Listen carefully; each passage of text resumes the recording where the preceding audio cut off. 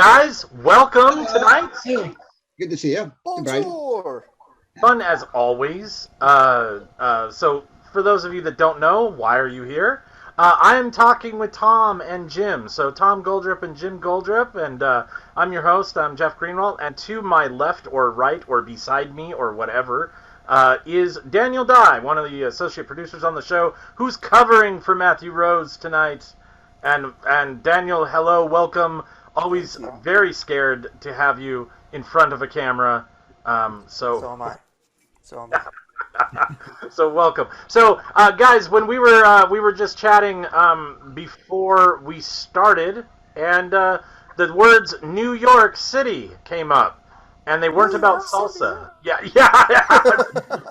Like the 1980s, it just will never leave us. Probably one of the best ad campaigns because we still say it. Oh gosh. Anyway, Yes, I need to know about your experiences in New York. Tell me, lay them on me. Okay. This goes back into the 1980s. It's nothing about being on stage. I mean, the only time I worked on Broadway was on a little theater on Broadway Street in Santa Cruz. But this was going to a theater in Broadway. Peter O'Toole, he has always been way up there. He's one of our favorite all-time actors. And every time I see a movie with Peter O'Toole after he moved up here from LA, I think to myself, what am I doing here? I should be back down there, because he was a real inspiration to me. But we went back to New York. We left San Francisco Airport at midnight on a Tuesday night, Wednesday morning, flew to New York, went to a matinee and went at the Plymouth Theater on Broadway, went back to the airport, and by midnight that night we were driving home from the San Francisco airport. But we went and saw Pygmalion, and Pete O'Toole, Amanda Plummer, John Mills, and Lionel Jeffries, four great actors. And then we received word that at matinees, Peter O'Toole sometimes would miss a performance because of his health. He was having problems. He's saving it for the evening shows. And John Mills came walking down the street, and into the theater. Amanda Plummer came. Lionel Jeffries came. And we were getting ready. People were starting to go into the theater already and no Peter O'Toole yet. And what did that lady in Connecticut tell us? She said that she's been there 2 or 3 times to see the play. And every time, about 5 minutes before the doors open to go in, there's a note hung on the door saying Mr. O'Toole will not be here. It'd be an understudy. And we thought, did we come all the way He was from having health problems. San Francisco, come all the way from California to see an understudy? No. But as the doors opened and people were going in, a car drove up, a taxi, a door popped open, and out popped Peter O'Toole and into the show. So we got to go see him. And that is one of the highlights of our theater going. I mean, we were 6 rows back, center stage, and it was just magic.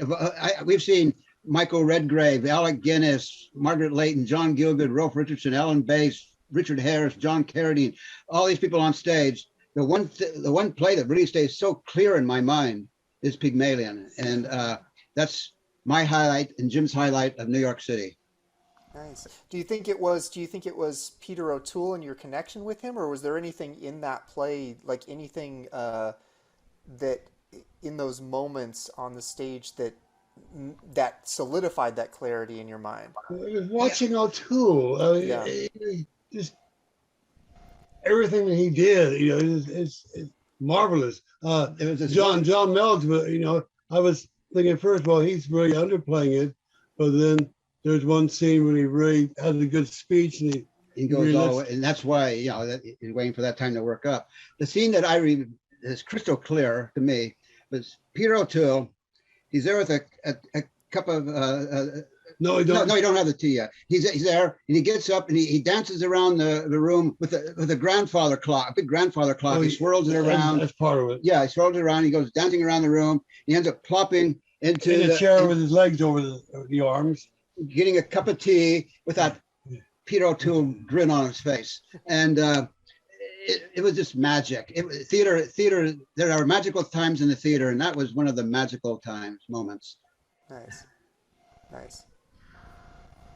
I'm supposed to go to the Plymouth Theater in a month, less than a month, and I'm not going, but I'm supposed to be there.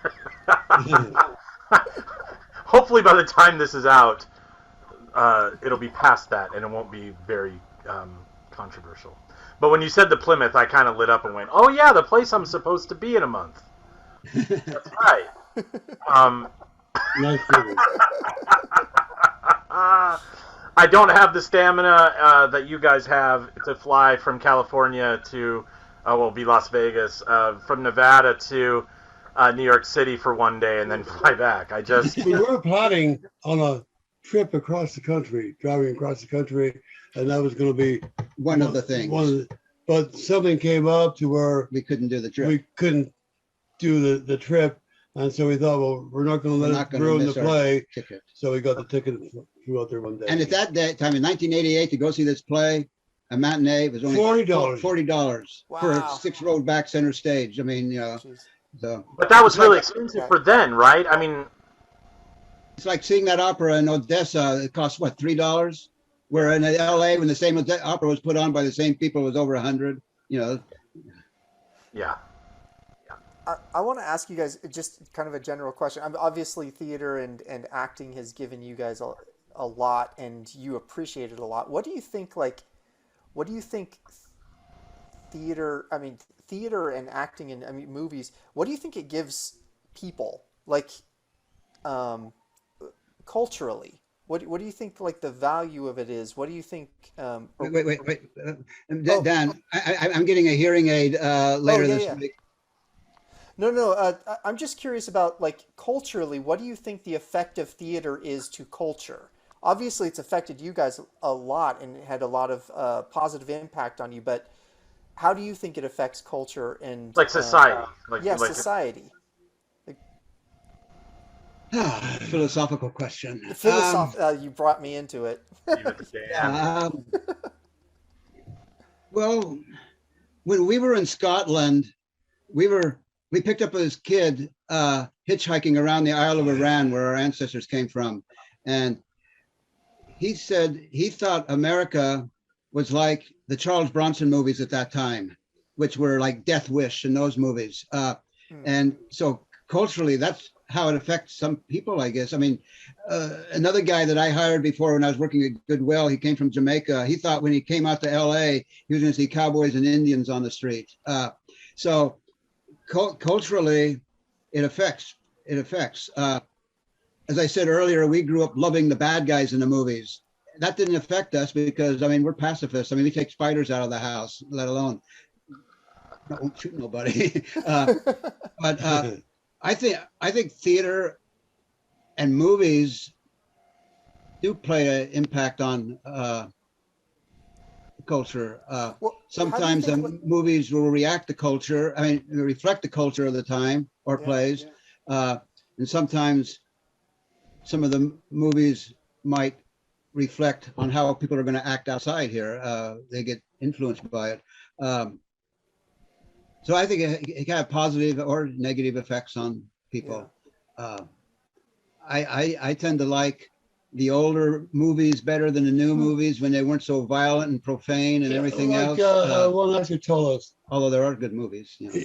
One actor told us, it used to be where if you went to a movie, you came out, you were humming a tune, you were feeling good. But nowadays with the new movies at that time, you saw him, if you come out you want to express your feelings, you need a machine gun.